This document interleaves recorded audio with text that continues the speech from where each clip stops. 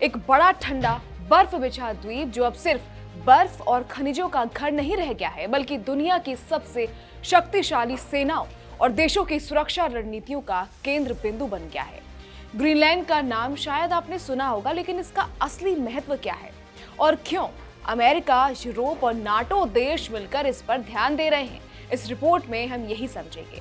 नमस्कार, मैं खुशी चौधरी और आप देख रहे हैं एबीपी लाइव। सबसे पहले बात करते हैं ग्रीनलैंड की, जो दुनिया का सबसे बड़ा द्वीप है और ये आधिकारिक रूप से डेनमार्क का हिस्सा है और उसकी सुरक्षा और विदेश नीति डेनमार्क तय करता है। लेकिन ग्रीनलैंड की अपनी आंतरिक सरकार भी काम करती है। अब सवाल है कि दुनिया की नजर ग्रीनलैंड पर क्यों है?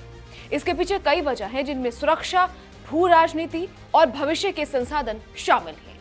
सबसे पहले इसका स्थान बड़ी वजह है।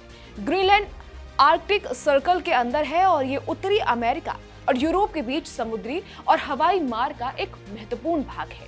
इसी वजह से ये क्षेत्र नाटो के लिए रणनीतिक दृष्टि से बहुत खास है। इसके अलावा ग्रीनलैंड के पास बहुत सारे अनटच्ड प्राकृतिक संसाधन हैं, जैसे लिथियम, निकेल, ग्रेफाइट और रेयर अर्थ मिनरल्स, जिनकी मांग आज तेजी से बढ़ रही है। ये संसाधन मोबाइल फोन, बैटरी, तकनीकी मशीनों और बेहतरीन सैन्य तकनीक में इस्तेमाल होते हैं। यही ग्रीनलैंड को और भी महत्वपूर्ण बनाते हैं।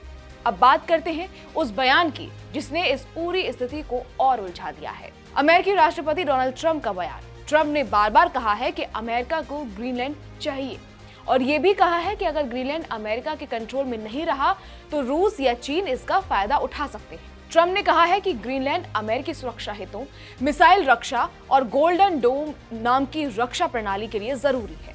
उन्होंने ये भी तर्क दिया कि नाटो इस मुद्दे पर अमेरिका के साथ खड़ा होना चाहिए। ये बयान नाटो के अंदर ही विवाद की वजह बन गया है। इतना ही नहीं, ट्रंप ने ग्रीनलैंड पर कब्जा करने की इच्छा जताई है और कहा है कि अगर जरूरत पड़ी तो सैन्य विकल्प भी इस्तेमाल किया जा सकता है। ये बात पहले से ही दुनिया को हैरान कर रही है, क्योंकि ग्रीनलैंड की सुरक्षा डेनमार्क की जिम्मेदारी है, जो खुद नाटो का हिस्सा है। डेनमार्क और ग्रीनलैंड की सरकार ने भी इस पर प्रतिक्रिया दी है। ग्रीनलैंड और डेनमार्क ने साफ कर दिया है कि वे अमेरिका के किसी कब्जे को कभी स्वीकार नहीं करेंगे।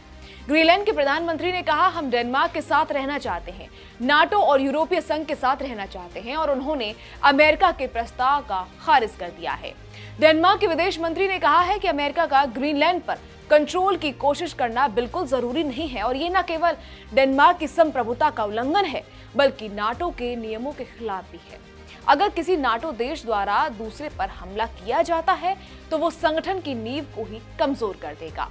इसी तनाव के बीच डेनमार्क और उसके सहयोगी देशों ने एक ठोस कदम लिया है, ग्रीनलैंड और उसके आसपास के क्षेत्र में सैन्य उपस्थिति बढ़ाना। डेनमार्क ने नाटो सहयोगियों से मिलकर सुरक्षा अभ्यासों और सैनिकों की तैनाती की योजना बनाई है, जिससे ये संदेश दिया जा सके कि ग्रीनलैंड पर एकजुटता से सुरक्षा बढ़ती जा रही है। स्वीडन सबसे पहले सामने आया और उसने घोषणा की कि वो ग्रीनलैंड में सैनिक भेज रहा है। स्वीडन का कहना है कि यह कदम डेनमार्क की डिमांड पर उठाया गया है और इसका मकसद क्षेत्र की सुरक्षा अभ्यासों में भाग लेना है। इसके बाद नॉर्वे ने ग्रीनलैंड में 2 सैनिक तैनात किए और बताया कि नाटो देशों के बीच आर्कटिक क्षेत्र की सुरक्षा को मजबूत करने पर बातचीत चल रही है। फिर जर्मनी ने भी घोषणा की कि वो गुरुवार से शनिवार तक ग्रीनलैंड में 13 सैनिक भेजेगा। ये कदम डेनमार्क के रिक्वेस्ट पर उठाया गया है और इसका मकसद, जहां तक देखा जा रहा है, संभावित सैन्य योगदान की जांच करना और निगरानी क्षमता बढ़ाना है।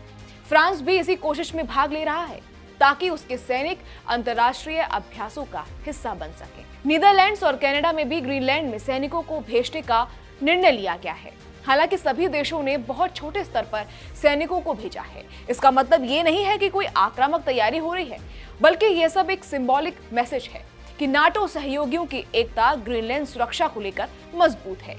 अब एक बड़ा सवाल है, क्या ट्रंप की चिंता वास्तविक खतरे पर आधारित है? अमेरिका का तर्क है कि ग्रीनलैंड का स्थान इतना रणनीतिक है कि अगर रूस या चीन वहां इन्फ्लुएंस बढ़ाते हैं तो पश्चिम की सुरक्षा कमजोर पड़ सकती है। ग्रीनलैंड की जगह नॉर्थ अटलांटिक और आर्कटिक ट्रेड रूट्स के बीच है, जहां से रूस और बाकी कई देश उभरते सुरक्षा हितों के तहत निगरानी और पावर दिखा सकते हैं। लेकिन ग्रीनलैंड और डेनमार्क का कहना है कि वो अपने फैसले खुद करेंगे। ग्रीनलैंड के लोगों ने कई सर्वे में ये कहा है कि वो अमेरिका के कब्जे को कभी एक्सेप्ट नहीं करेंगे और वो अपनी पहचान और आत्मनिर्भरता को बनाए रखना चाहते हैं। दूसरी तरफ यूरोप के राजनेता भी ये कह रहे हैं कि अगर नाटो के किसी सदस्य ने दूसरे सदस्य पर हमला किया तो ये संगठन का अंत हो सकता है। डेनमार्क की प्रधानमंत्री भी कह चुकी हैं कि अगर अमेरिका ग्रीनलैंड पर फोर्स से कब्जा करने की कोशिश करेगा तो नाटो खत्म हो जाएगा, क्योंकि ये अलायंस की नींव का उल्लंघन होगा। ग्रीनलैंड की सुरक्षा न केवल डेनमार्क और नाटो के लिए है, बल्कि ये पूरी दुनिया की रक्षा और आर्कटिक क्षेत्र के संतुलन के लिए भी जरूरी है। नाटो देशों की उपस्थिति किसी भी युद्ध की तैयारी नहीं बता रहे, ये बल्कि एक संकेत है कि वो एकजुट हैं और किसी भी एक तरफा कदम को अस्वीकार करते हैं, खासकर तब जब वो इंटरनेशनल कानून और सोवरेन अधिकारियों का उल्लंघन कर सकता है। फिलहाल के लिए इतना ही।